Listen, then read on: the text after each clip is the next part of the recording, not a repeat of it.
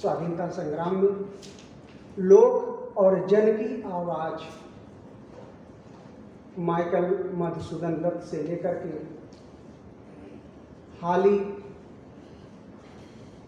सुब्रमण्यम भारती, कुमार आसान से लेकर तमाम भारतीय चिंतकों, कलाकारों, कवियों ने जनता की आवाज को इस देश की आज़ादी के स्वर में मिलाकर देश को एक नया आयाम, एक नई ऊंचाई प्रदान की।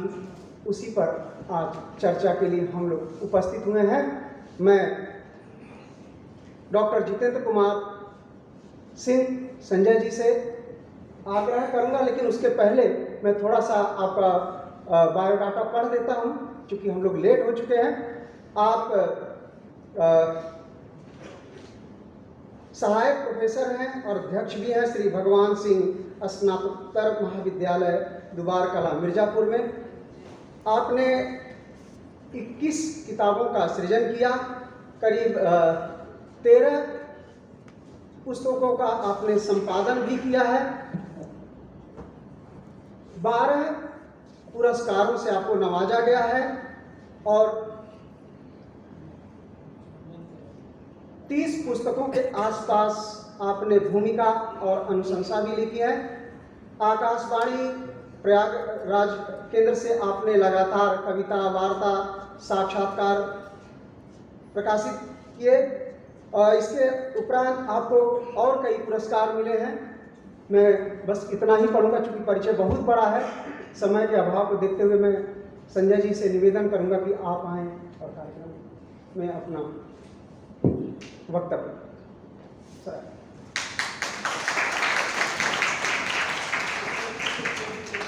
नहीं, मैं नीचे।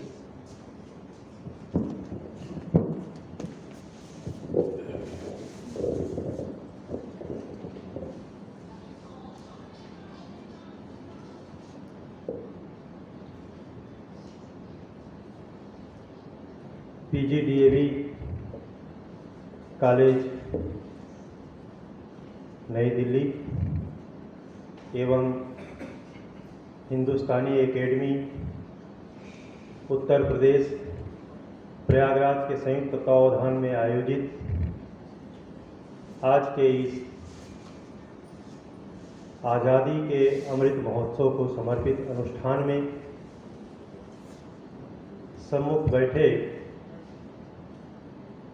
कल के भारत के पंत प्रसाद निराला और चंद्रशेखर भगत, सुभाष चंद्र बोस के रूप में PGDAV कॉलेज के छात्र एवं छात्राओं, आज के सत्र की अध्यक्षता कर रहे आदरणीय जोशी जी, कॉलेज की विदुषी प्राचार्य डॉक्टर प्रोफेसर कृष्णा शर्मा जी, विशिष्ट वक्ता के रूप में पधारे दिल्ली विश्वविद्यालय के प्रोफेसर निरंजन कुमार जी। आज के इस अनुष्ठान पर उद्घाटन सत्र से लेकर के और प्रथम सत्र तक बहुत सारी बातें कही जा चुकी हैं। यह जो सत्र है, यह हिंदी काव्यधारा में राष्ट्रीय स्वर क्या है, कैसा रहा है, हमारे कवियों ने, चिंतकों ने, मनीषियों ने हिंदी में आज़ादी का किस तरीके से स्वप्न देखा था, पराधीनता की बेड़ियों को तोड़ने के लिए उनके मन में किस प्रकार की परिकल्पनाएं थीं, इसको केंद्र में रख करके यह सत्र है। और मैंने एक बिल्कुल नए तरह के विषय का चयन किया है, जिसका शीर्षक है राष्ट्र कवि की अवधारणा और मैथिली शरण गुप्त कृत भारत भारती। जिस समय हम पराधीन थे, उस दौर में भारत में राष्ट्र कवि की परिकल्पना या अवधारणा किस रूप में की गई, उस पर कुछ बातें हम करेंगे और उसके बाद उस पूरे पराधीन भारत को मैथिली शरण गुप्त जी अपने भारत भारती के माध्यम से किस तरह से देखते हैं उस पर हम विचार करेंगे।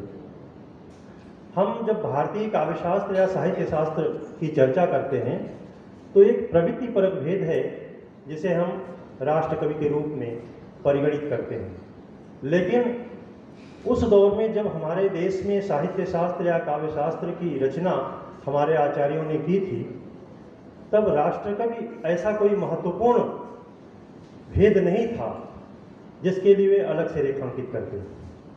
वस्तुतः भारत की जो मनीषा थी उसमें राष्ट्र, राज्य और देश की एक मिली जुली अवधारणा थी।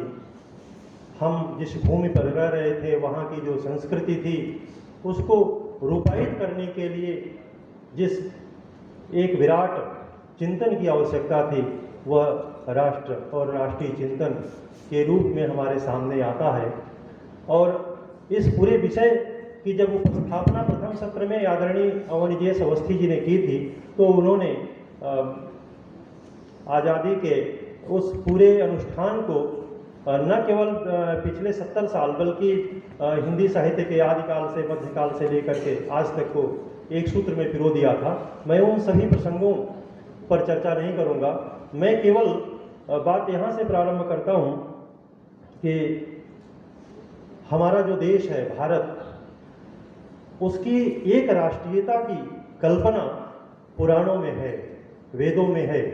हमारे जो आदि कवि हैं महर्षि वाल्मीकि, उन्होंने अपने रामायण में, अपनी रामकथा में बाल कांड से लेकर के अंतिम कांड तक, उत्तर कांड तक उन्होंने राष्ट्रीयता की बात की है। यद्यपि वहाँ राष्ट्रीयता या राष्ट्रीय बोध जैसा कोई शब्द नहीं है, लेकिन जब वे पूरे भारत की भौगोलिक स्थिति का अवलोकन करते हैं, उसका चित्रण करते हैं, तो उसके पीछे तर्क केवल यही है कि हमारा पूरा भारत हमारे सम्मुख रहे, हमारे दृष्टि के पथ पर रहे और जिससे हम अपनी राष्ट्रीयता को बार बार देखते रहें, उसका मूल्यांकन करते रहें। जब महाकवि रघुवंश कालिदास अपने रघुवंश महाकाव्य में रघु की दिग्विजय यात्रा का विवरण देते हैं, उस समय वे भारत के एक एक प्रांत को कैसे रघु विजित करते हैं और कैसे एकता के सूत्र में संगठित करते हैं, उसके पीछे भी कालिदास का उद्देश्य केवल यही था कि हमारी राष्ट्रीय चेतना सुचिंतित रहे। उनका एक विरह का काव्य है मेघदूत, जिसमें यक्ष अपनी विरहिणी पत्नी के पास संदेश भेजता है। आप कल्पना करिए कि कालिदास को क्या आवश्यकता थी कि रामगिर से जो मेघ अपनी प्रिया के पास संदेश लेकर के जा रहा है, जिससे भेज रहे हैं, वह क्यों पूरी परिक्रमा करता है कि तुम महाकालेश्वर का दर्शन करना, वहाँ विदिशा में जाना, उससे आगे बढ़ना, ये सब बताने की क्या आवश्यकता थी। उसके पीछे केवल एकमात्र उद्देश्य यही था कि पति पत्नी के बीच का जो दाम्पत्य है, साहचर्य है, वह तो एक अलग विषय है ही, लेकिन हमारा भारत हमारे सम्मुख रहे, हमारे सामने रहे। यह हमारे कवियों की एक सोची समझी परंपरा रही है। हम बिल्कुल राष्ट्र कवि को उस रूप से रेखांकित नहीं करते थे जैसा कि भारत के बाहर के देशों में राष्ट्र कवि का महत्व, नेशनल पोएट का महत्व था। ऐसा हमारे देश में नहीं था। हमारे यहाँ महाकवि और उससे भी आगे बढ़ करके जो कवियों की परंपरा थी, जिसको कविराज कहते थे। कविराज का आशय है, जिसे राजशेखर ने कहा है, कि जो अनेक भाषाओं में कविता लिखने में निष्णात हो उसको कविराज कहते हैं। इस तरह की बहुत सारी परंपरा रही हमारे यहाँ। चिंतामणि कवि की परंपरा रही है, जो ऐसे भावों का अनुसंधान करे जैसा उसके पहले किसी ने न सोचा हो। इस तरह की परंपरा थी। लेकिन जब हम पराधीन हुए, 1000 वर्षों की गुलामी हमने झेली, उसके बाद हमें समझ में आया कि हमारा यह जो राष्ट्र है, जिसे हम प्रतीकात्मक रूप में अभी तक देखते हैं, केवल प्रतीक के रूप में देखने से कार्य नहीं चलेगा। हमें उसे व्यवस्थित रूप से और प्रधान रूप से आगे ला करके रखना पड़ेगा, और तब जा करके राष्ट्र कवि की अवधारणा धीरे धीरे जन्म लेने लगती है। और सबसे पहले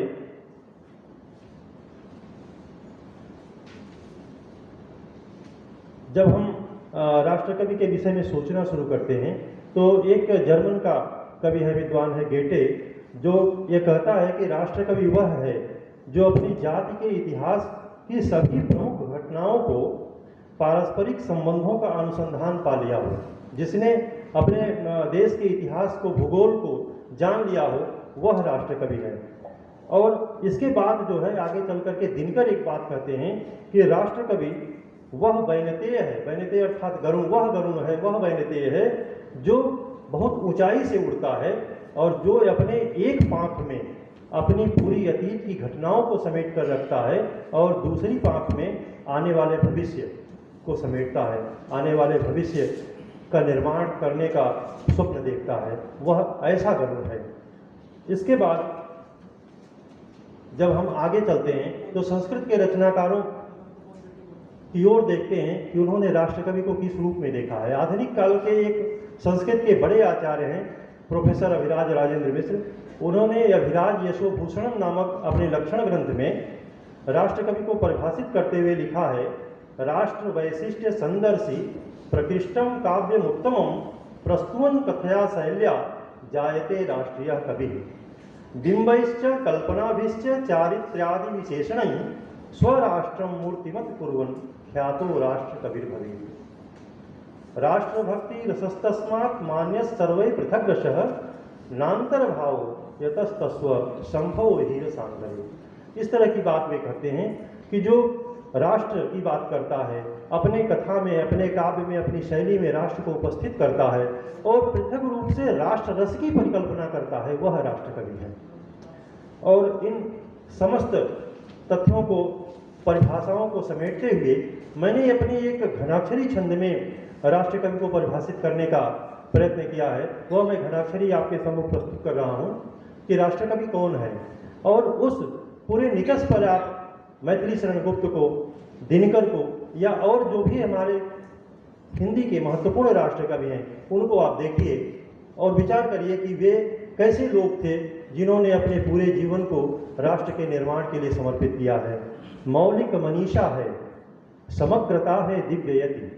मौलिक मनीषा है, समग्रता है, दिव्ययति। पंक्ति पंक्ति राजती महत्तम सुछवि है। राष्ट्र की अखंडता का एकमात्र स्वप्न लिए शत्रु पक्ष हेतु वाणी बन जाती पवि है। पवि अर्थात वज्र, जिसकी वाणी शत्रुओं के लिए वज्र हो। शत्रु पक्ष हेतु बन जाती, शत्रु पक्ष हेतु वाणी बन जाती पवि है। भाषावाद प्रांतवाद तमाच्छन्न मेघ चीर एकता की ज्योति से बना वरेण्य रवि है। अतीत है, सुखद वर्तमान है, भविष्य भव्य, जिसका कृतित्व ऐसा वही राष्ट्र कवि है। अतीत है, सुखद वर्तमान है, भविष्य भव्य, जिसका कृतित्व ऐसा वही राष्ट्र कवि है।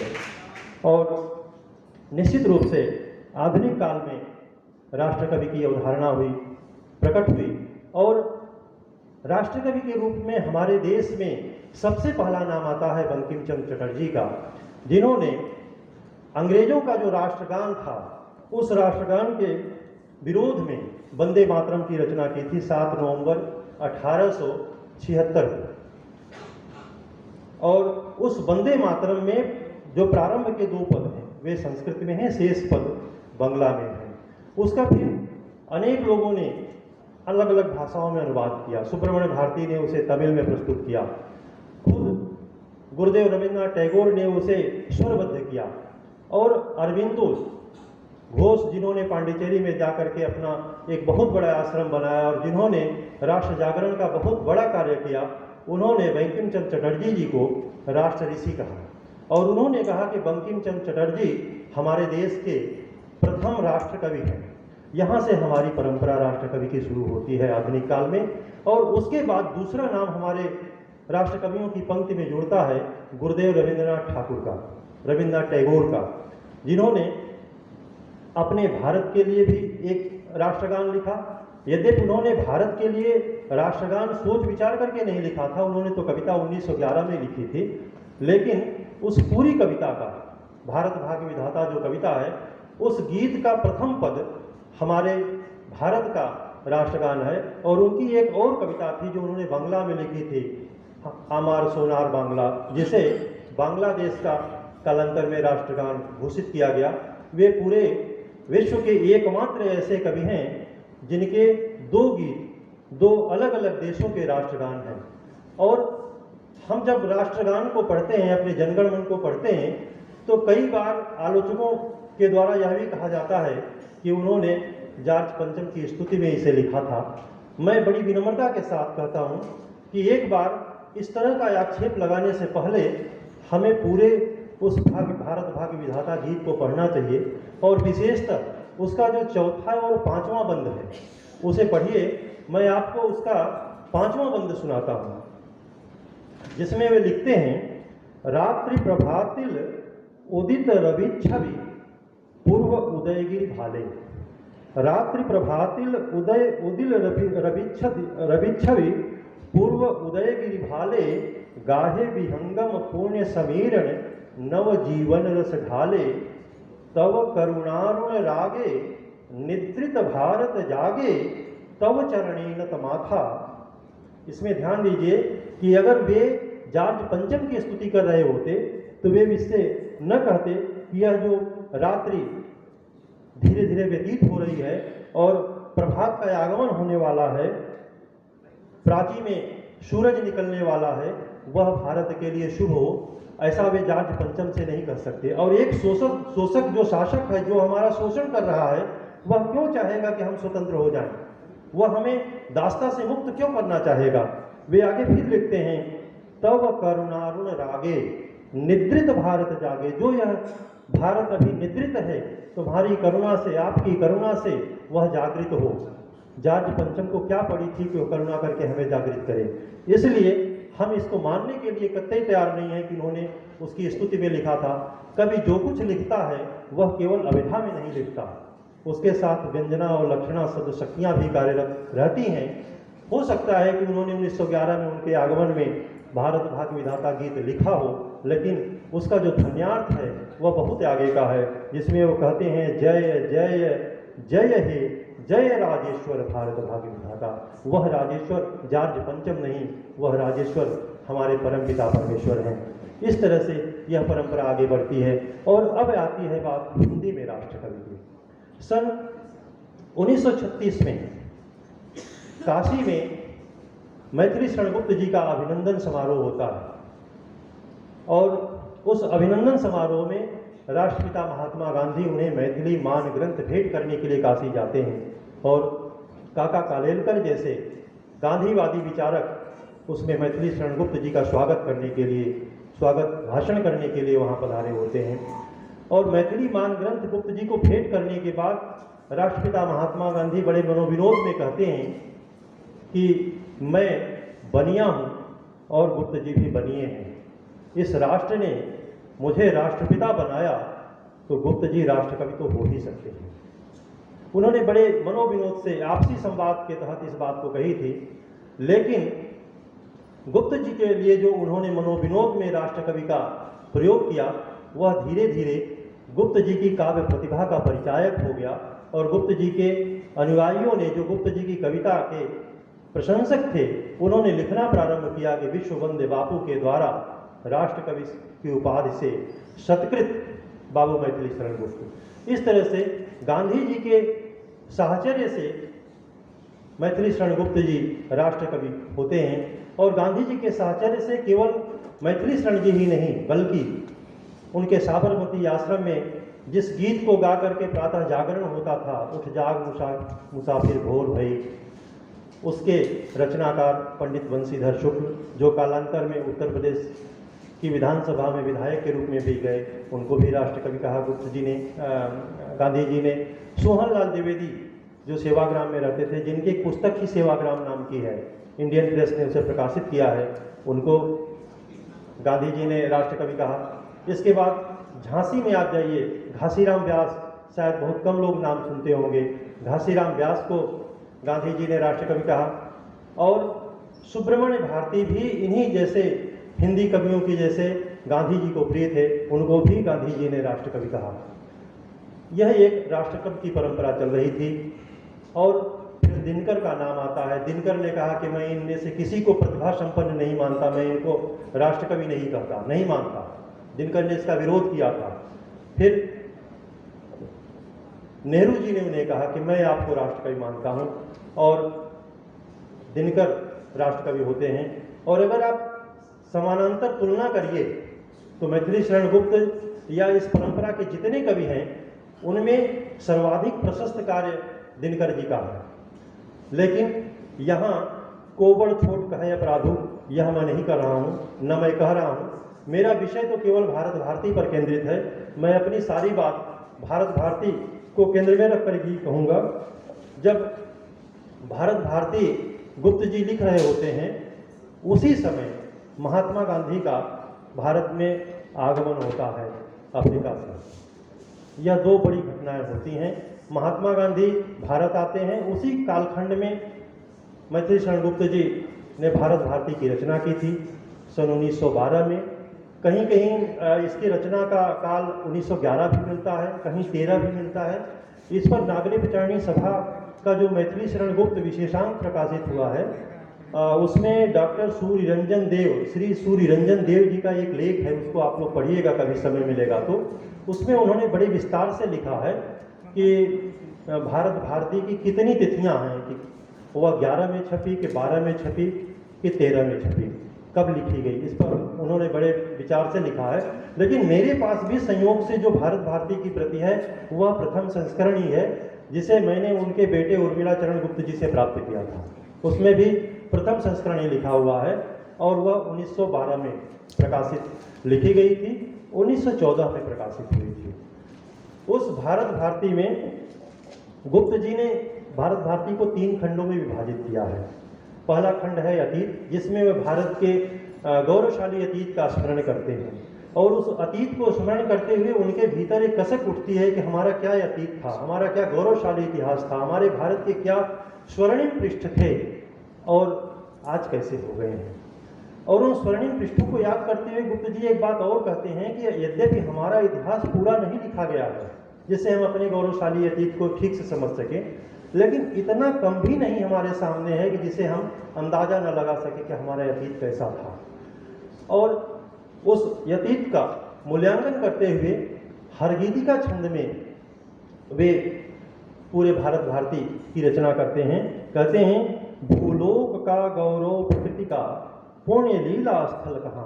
प्रश्न करते हुए कहते हैं, भूलोक का गौरव प्रकृति का पुण्य लीला स्थल कहाँ, फैला मनोहर गिर हिमालय और गंगा जल कहाँ, संपूर्ण देशों से अधिक किस देश का उत्कर्ष है, संपूर्ण देशों से अधिक किस देश का उत्कर्ष है, उसका कि जो ऋषि देश है वह कौन, भारतवर्ष है, उसका कि जो ऋषि देश है वह कौन, भारतवर्ष है। इस तरह से वे प्रश्नों की झड़ी लगाते हैं और एक शब्द में उत्तर देते हैं कि वह भारत है। इसी तरह से वे और आगे कहते हैं कि वह पूर्ण भूमि प्रसिद्ध है, इसके निवासी आर्य हैं, विद्या कला कौशल्य सबके जो प्रथम आचार्य हैं। इस तरह वे भारत को आर्य देश के रूप में याद करते हैं। और आगे चल करके चूंकि भारत भारती को लिखने का हेतु स्वतंत्रता को प्राप्त करना था, पराधीनता से मुक्त होना था, इसलिए वे ऐसे नायकों का स्मरण करते हैं जिनके स्मरण से राष्ट्र चेतना की स्फूर्ति होती है। तो सबसे पहले महाराणा प्रताप को याद करते हैं। राणा प्रताप समान तब भी सूरवीर यहाँ हुए, स्वाधीनता के भक्त ऐसे श्रेष्ठ और कहाँ हुए, सुखमान कर वर्षों भयंकर सर्व दुखों को सहा, पर वतन छोड़ा शाह को बस तुर्क ही मुख से कहा, शाह को बस तुर्क ही मुख से कहा। और इसी क्रम में वे शिवाजी महाराज का स्मरण करते हैं। फिर भी दिखाई देश में जिसने महाराष्ट्र छटा, दुर्दांत आलमगीर का भी गर्व जिससे था घटा, उस छत्रपति शिवराज का है नाम ही लेना यलम, है सिंह परिचय के लिए बस सिंह कह देना यलम। उस छत्रपति शिवराज का है नाम लेना ही यलम, है सिंह परिचय के लिए बस सिंह कह देना यलम। और आगे वे पद्मिनी का स्मरण करते हैं, क्योंकि उन्हें पता है कि केवल प्रताप और शिवाजी से अर्थात केवल पुरुषों से आज़ादी नहीं मिलेगी। इसलिए उन्होंने भारतीय नारियों को जागृत करने के लिए महारानी पद्मिनी का स्मरण किया। अभी आप लोगों के सम्मुख 2-3 वर्ष पूर्व महारानी पद्मिनी का प्रकरण आया भी था। देखिए उस महारानी पद्मिनी को राष्ट्रकवि मैथिली शरण गुप्त किस तरीके से याद करते हैं। चित्तौर चंपक ही रहा, यद्यपि यवन अली हो गए।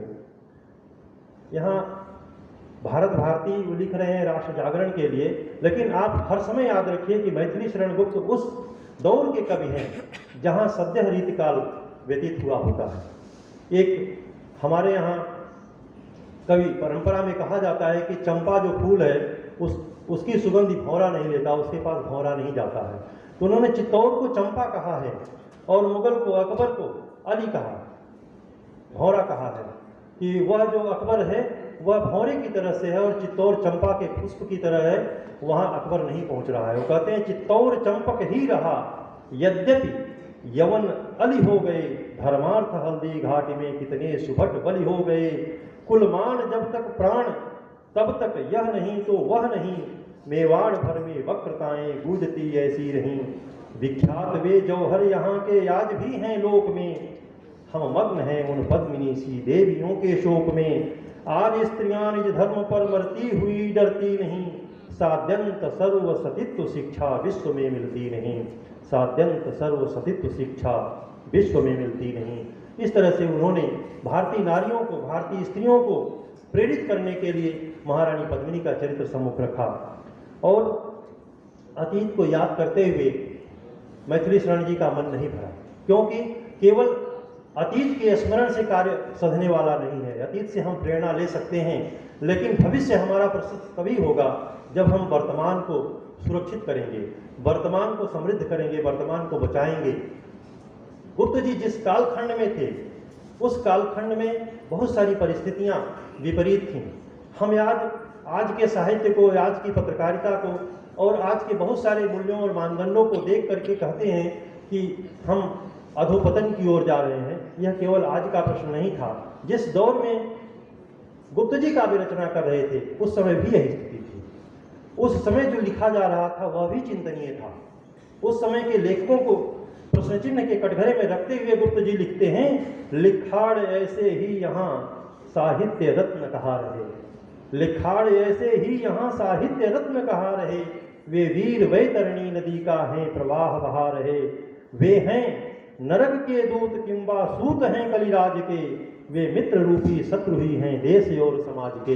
इस तरह की रचना करने वाले उस समय ही लोग थे जिनको गुप्त जी अपने निशाने पर रखते हैं।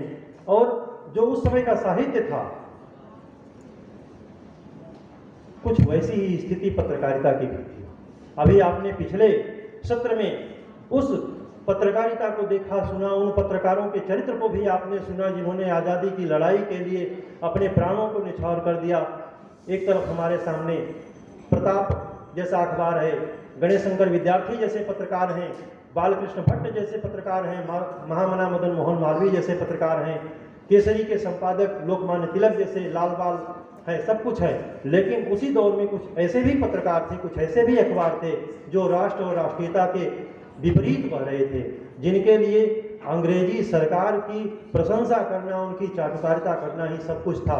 उनको केंद्र में रख करके गुप्त जी लिखते हैं कि हैं पत्र भी प्रायः परस्पर द्वेष भाव न छोड़ते, हैं पत्र भी प्रायः परस्पर द्वेष भाव न छोड़ते, दलबंदियां करते हुए जी के फहोले फोड़ते, बीड़ा लिए जो देश हित का पथ हमें दिखला रहे, हठ पक्षपात तथा हमें कुत्सा वही सिखला रहे, हठ पक्षपात तथा हमें कुत्सा वही सिखला रहे।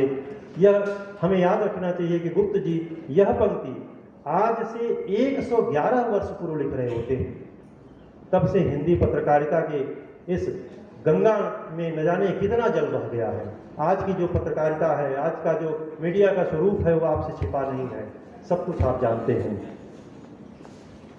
और गुप्त जी अपनी भारत भारती में उद्बोधित करते हुए कहते हैं, हम कौन थे, क्या हो गए हैं और क्या होंगे अभी, आओ विचारें आज मिलकर ये समस्याएं सभी, यद्यपि हमें इतिहास अपना प्राप्त पूरा है नहीं, हम कौन थे इस ज्ञान को फिर भी अधूरा है नहीं।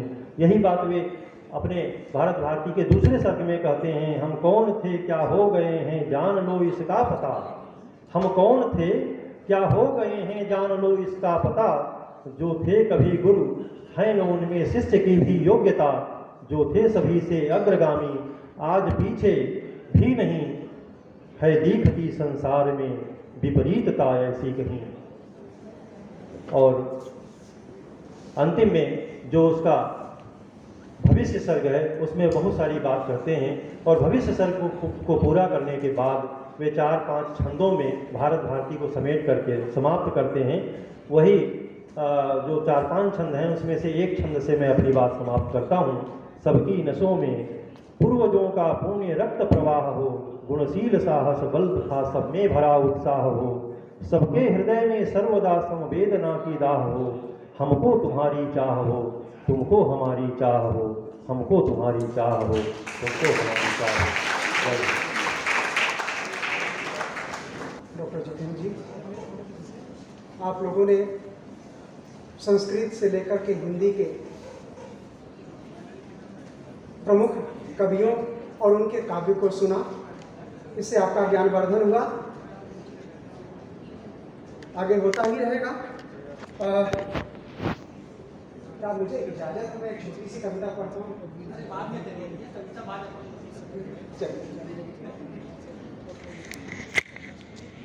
मैं इस सत्र के विशेष